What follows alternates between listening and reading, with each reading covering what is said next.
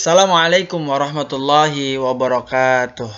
Salam sejahtera untuk kita semua. Yang terhormat kepada Bapak dosen, Bapak Muhammad Nur Halim SPDI, MPD, juga kepada teman-teman yang saya banggakan dan yang saya cintai. Mudah-mudahan kita semuanya diberikan keberkahan oleh Allah Subhanahu wa Ta'ala. Perkenalkan, nama saya Rahul Prasetya dari semester 3 jurusan Pendidikan Agama Islam Universitas Islam Negeri Profesor Kiai Haji Saifuddin Zuhri.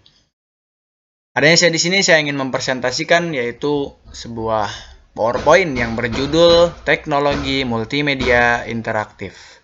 Sebelum memasuki materi pada kesempatan kali ini, saya ingin memberikan sebuah quotes ataupun motivasi, yaitu ilmu itu bukan hanya untuk dihafal, akan tetapi ilmu itu bagaimana bisa manfaat kepada orang lain. Dan ketika ingin menyampaikan sebuah kemanfaatan kepada orang lain, tentu saja kita harus memiliki yang paling dasar, yaitu sebuah ilmu. Langsung saja memasuki materi teknologi multimedia interaktif. Di sini ada latar belakang daripada teknologi multimedia interaktif. Teknologi baru ini berdampak pada seluruh organisasi, menciptakan perubahan paradigma yang pada gilirannya memungkinkan mereka untuk melakukan bisnis dengan cara yang mungkin belum pernah dilakukan sebelumnya. Distance Education Task Force menyatakan bahwa teknologi dapat digolongkan dalam sistem interaktif, non-interaktif, dan sewaktu-waktu sistem pembelajaran jarak jauh interaktif. Kemudian, apa sih pengertian multimedia interaktif? Di sini saya mengambil pengertian dari beberapa menurut para ahli. Yang pertama, menurut El Somchuk, adalah kombinasi dari berbagai saluran komunikasi menjadi pengalaman komunikatif terkoordinasi untuk interintegrasi bahasa interpretasi lintas saluran yang tidak ada. Kemudian para ahli yang kedua, yaitu menurut Reddy, dapat didefinisikan sebagai integrasi berbagai elemen media seperti audio, video, grafik, teks, animasi, dan lain-lain menjadi satu kesatuan sinergis dan simbiotik yang menghasilkan lebih banyak manfaat bagi pengguna akhir daripada salah satu dari elemen media dapat menyediakan secara individual. Yang selanjutnya, menurut para ahli, yaitu Philips, istilah multimedia interaktif adalah frasa penangkap semua untuk menggambarkan gelombang baru perangkat lunak komputer yang terutama berkaitan dengan penyediaan informasi. Komponen multimedia ditandai dengan kehadiran teks, gambar, suara, animasi, dan video, atau semuanya diatur dalam beberapa program yang koheren. Komponen interaktif merujuk pada proses memperdayakan penggunaan untuk mengendalikan lingkungan, biasanya oleh komputer. Multimedia interaktif memungkinkan pertukaran ide dan pemikiran melalui media, presentasi, dan transmisi yang paling tepat. Tujuannya adalah untuk menyediakan lingkungan yang memperdayakan di mana multimedia dapat digunakan di mana saja, kapan saja, dengan biaya cukup dan dengan cara yang ramah pengguna.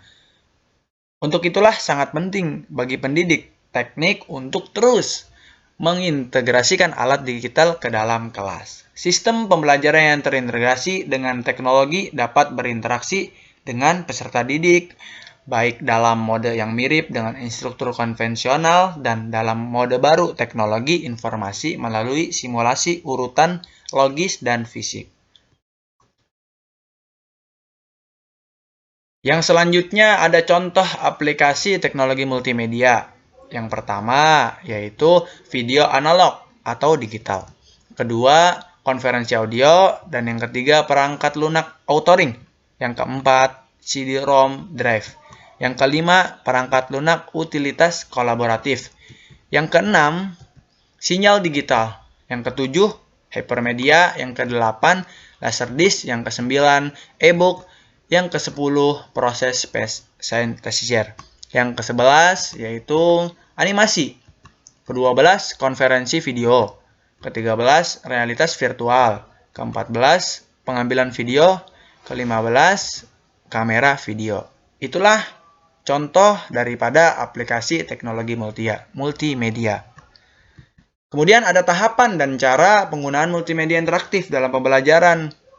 Di sini saya menjelaskan ada 8 tahapan dan cara. Yang pertama, pengenalan. Pengenalan biasanya terdiri dari judul program, pembelajaran prompt atau acuan, objektivitas, penyajian, stimulasi, prioritas, dan initial control. Yang kedua, penyajian informasi. Mode penyajian biasanya ada yang menggunakan penyajian presentasi, di mana biasanya mempergunakan informasi visual selain teks seperti gambar, grafik, foto, dan image yang dianimasikan. Yang ketiga, pertanyaan dan respon-respon. Adanya pertanyaan ini dalam program tutorial dimaksudkan agar peserta didik itu selalu memperhatikan materi yang dipelajarinya, serta untuk menilai sejauh mana kemampuan peserta didik untuk mengingat dan memahami pelajaran tersebut. Yang keempat, penilaian respon. Penilaian respon ini yaitu penilaian jawaban, merupakan proses mengevaluasi respon agar feedback dapat diberikan kepada peserta didik. Fungsi penilaian untuk mengevaluasi hasil belajar ini, peserta didik serta membuat keputusan apakah proses belajar dapat dilakukan ke proses berikutnya atau diulang kembali. Yang kelima, pemberian balikan respon.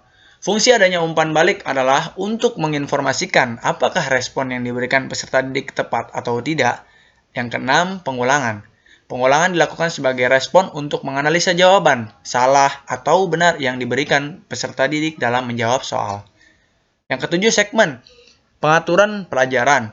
Program tutorial pada dasarnya mengikuti pola pembelajaran berprogram tipe beranting. Pencabangan diatur sebelumnya dan dibuat dengan menu yang banyak pilihan. Dan yang terakhir, ke-8, penutup. Penutupan tutorialnya dilengkapi dengan ringkasan tentang informasi pelajaran. Itulah tahapan dan cara daripada teknologi multimedia interaktif dan pembelajaran. Kemudian ada manfaat multimedia interaktif. Yang pertama, proses pembelajaran lebih menarik, lebih interaktif. Dan yang kedua, jumlah waktu mengajar dapat dikurangi. Dan yang ketiga, kualitas belajar peserta didik dapat ditingkatkan. Yang keempat, proses belajar mengajar dapat dilakukan kapan saja dan di mana saja. Yang kelima, sikap belajar peserta didik dapat ditingkatkan. Ini manfaat multimedia interaktif. Kemudian ada juga yaitu apa sih keunggulan multimedia pembelajaran? Yang pertama, memperbesar benda yang sangat kecil dan tidak tampak pada mata, seperti contohnya bakteri. Lalu kemudian yang kedua, memperkecil benda yang sangat besar dan yang tidak mungkin dihadirkan di sekolah, seperti gajah dan lain sebagainya. Yang ketiga, menyajikan benda atau peristiwa yang kompleks, seperti sistem tubuh manusia. Ini yang dinamakan keunggulan multimedia pembelajaran. Lalu kesimpulannya daripada teknologi multimedia interaktif ini, yaitu di dunia pendidikan, multimedia itu digunakan sebagai media pengajaran baik dalam kelas maupun secara mandiri. Apabila multimedia pembelajaran akan diterapkan dalam pendidikan, maka multimedia pembelajaran dikembangkan dan digunakan secara tepat dan baik, akan memberikan manfaat yang sangat lebih besar bagi para guru dan peserta didik. Juga pembelajaran bisa lebih efektif dan lebih interaktif. Mungkin ini saja yang bisa saya sampaikan daripada materi teknologi multimedia interaktif. Kurang lebihnya, mohon maaf. Wabillahi taufiq wal hidayah. Assalamualaikum warahmatullahi wabarakatuh.